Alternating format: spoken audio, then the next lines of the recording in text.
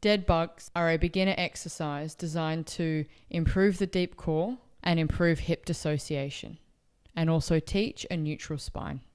Lie on your back in a neutral spine position with your knees bent, feet on the floor, hip distance apart, with your arms relaxed by your side, chest relaxed.